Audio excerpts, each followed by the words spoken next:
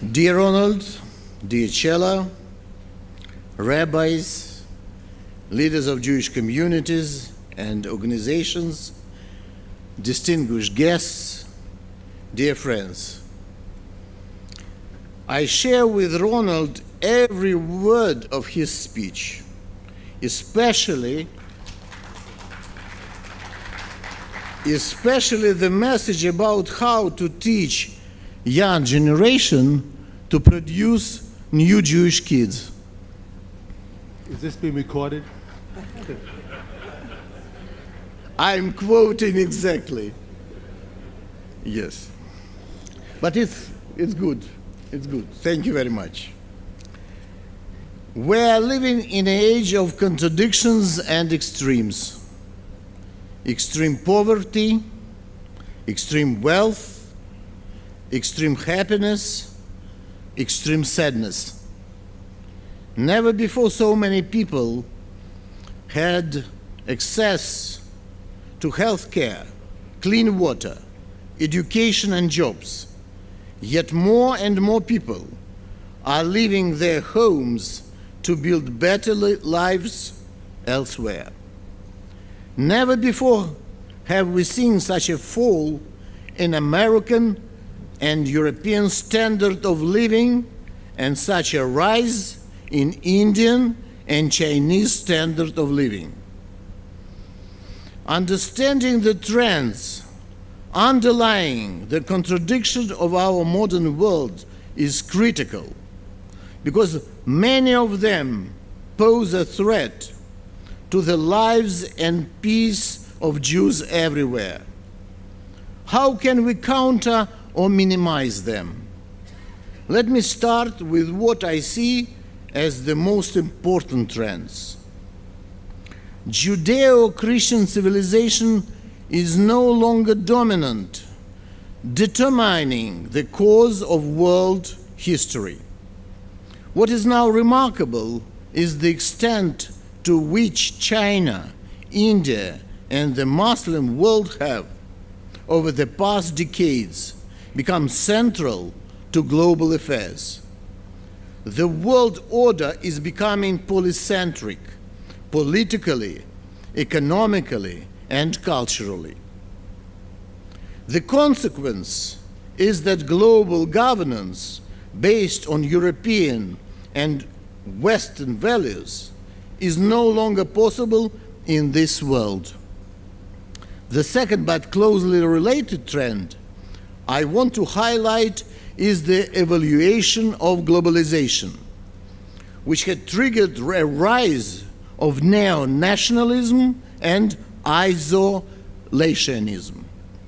Brexit is the first sign in the West. Make America Great Again is the second. One can easily detect similar slogans in the words of Viktor Orban, Abe, Modi, Erdogan, and other leaders.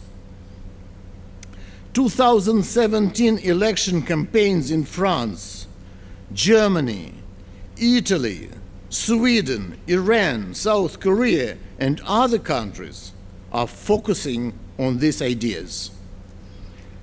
From the early 2000s, there has been a rise of political movements which seek a return of power of the nation state and away from the post-World War II international institutions such as European Union. These movements, fueled by global recession of 2008 and rising poverty, infuse populism, racism, and of course, anti-Semitism. In this context, I agree with English philosopher John Gray, who underlined the following contradiction in the 20th century, still accurate today, that intellectual and scientific values accumulate in the world, meaning that they pass from generation to generation, unlike ethical values, which are, unfortunately, do not have such cumulative effect.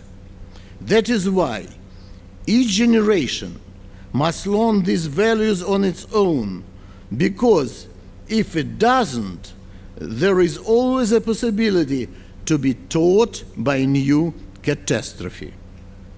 This is true for the explosive nature of the anti-Semitism. Everybody knows that the Shoah happened, but new generations are ethically uneducated. They are overloaded with information, but lack of ethical values. In light of current economical dynamics, IMF Managing Director Christine Lagarde also noted right to the point, economic growth was too slow, for too long, and for too few. The GDP annual growth rate dramatically decreased in the US and Europe. In other words, the social contract, which worked well for the past 50 years, is no longer in place.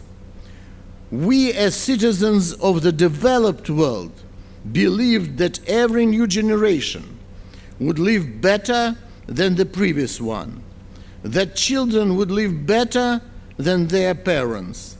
Is there really a better description of the concept of Jewish aspiration? Unfortunately, this concept doesn't work anymore in the developed countries, but it is still valid in China and India. The middle class, the pillar of social stability, is deteriorating. As a result, nearly 1 in 4 EU citizens, about 120 million people, are threatened with poverty and social exclusion.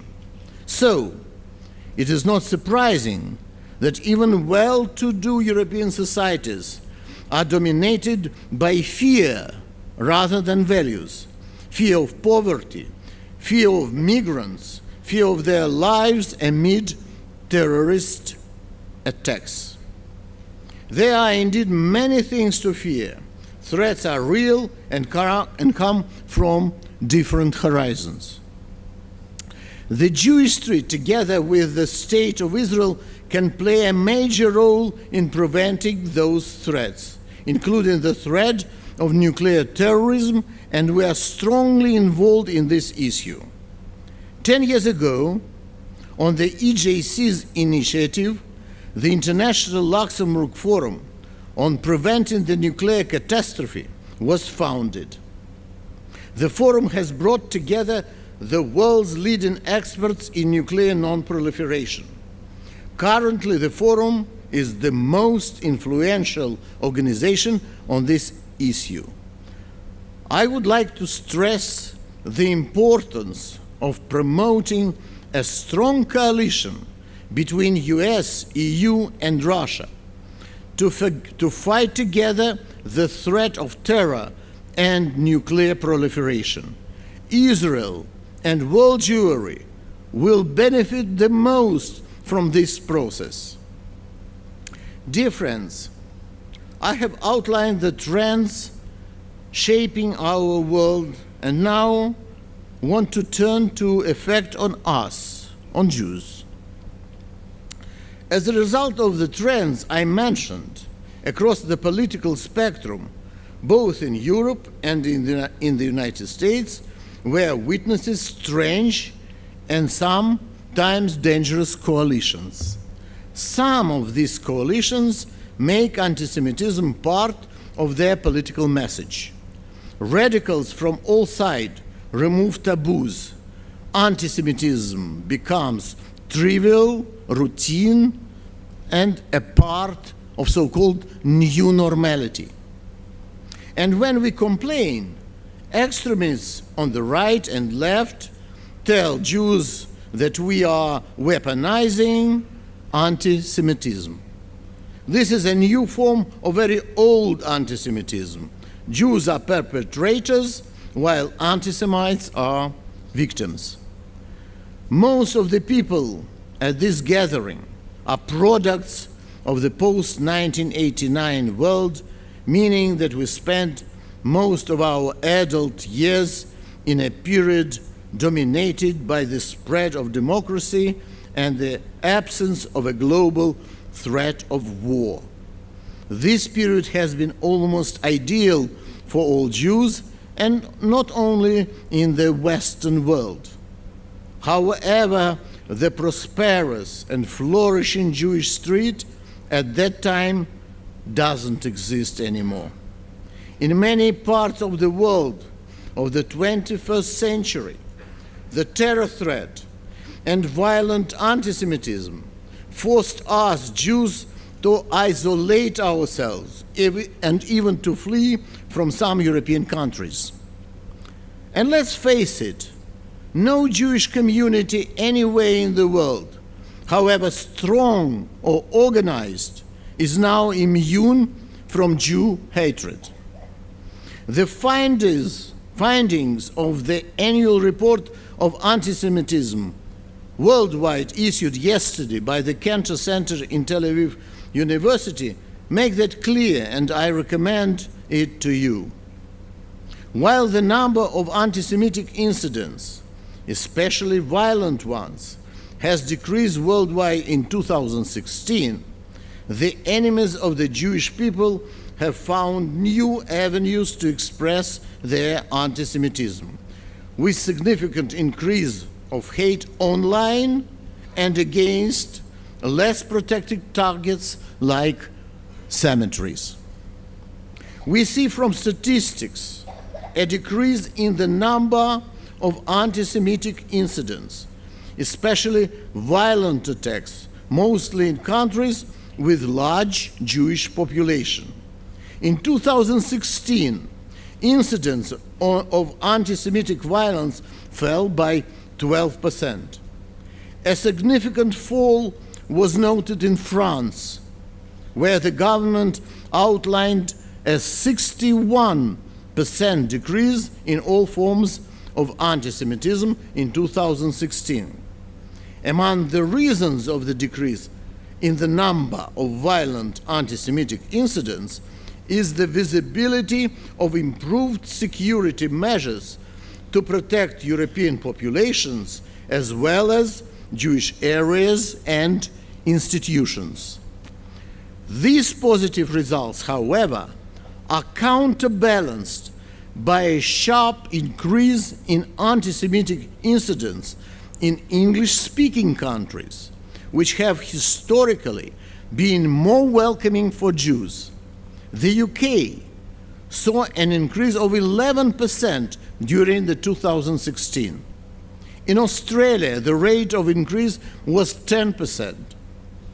However, most significantly, there was an alarming rise of 45% in anti-Semitic incidents in the United States, mostly on university campuses, where Jewish students are facing hate and intolerance. We also see increasing cases of verbal and virtual anti-Semitism online and on social networks. Finally, I would like to stress the direct correlation that exists between the number of anti-Semitic attacks worldwide and the decrease in standard of living and rising poverty in the top migrant-sending countries. The common conclusion: the anti-Semitism crisis has nothing to do with Jewish trees, but a result of the general negative trends. To raise awareness about these challenges, the EJC has created a large network within the European institutions. We speak to heads of states, ministers, commissioners, and members of the European Parliament on constant and ongoing basis. Let me now turn directly to security. The security of our communities is a vital issue, and we need courageous leadership to fight for Jewish interests and not accept a situation where Jewish security is neglected by governments. Since 2012, the EJC launched so-called Security and Crisis Control Program, SAC, a major effort to enhance the security of our communities. In 5 years, we have dramatically improved crisis management, opened a new office and a control room in Vienna, and activated a very sophisticated application which has been distributed to more than 30 countries in Europe. Thanks to this application, all Jews in Europe can have on their smartphones a panic button which will inform local police and our control room on their location and in some cases on the nature of their problem. The system could be extended up to 5 million people. My security specialists have told me not to discuss further details in public, but let me tell you how proud I am that this area we have seen dramatic progress. I would like to conclude by raising an important issue concerning the relations between World Jewish Congress and its European affiliate of the European Jewish Congress. We had very interesting and very nice talk with Ronald yesterday about this, and I believe we found all common points how to manage all this. But I want to say a few words about this. We have only one complaint to World Jewish Congress: the frequent duplication of EJC programs in Europe, especially concerning our SAC program, where such duplication can impede its professional and operational capacities. This harms the EJC, wastes our resources, and confuses our partners across Europe. This must be stopped. Instead, we must focus on our efforts and funds on existential issues faced by Jewish communities. The Policy Council of the World Jewish Congress must clearly define the goals that we want to achieve and mobilize all our communities to reach these goals together. For example, 70 years after Shoah was stopped, we still do not have UN definition of anti-Semitism. And maybe Monsieur Gutierrez can succeed in this direction. But at least we have to have common understanding and definition of anti-Semitism on the level of OSCE. Let's unify our efforts in this direction. I hope that after this plenary, the governing board will form the Policy Council by electing its members according to the bylaws of the World Jewish Congress. And I want to repeat again, I appreciate very much yesterday's agreement with Ron and Lauder to work together and to have good friendship between European Jewish Congress and World Jewish Congress.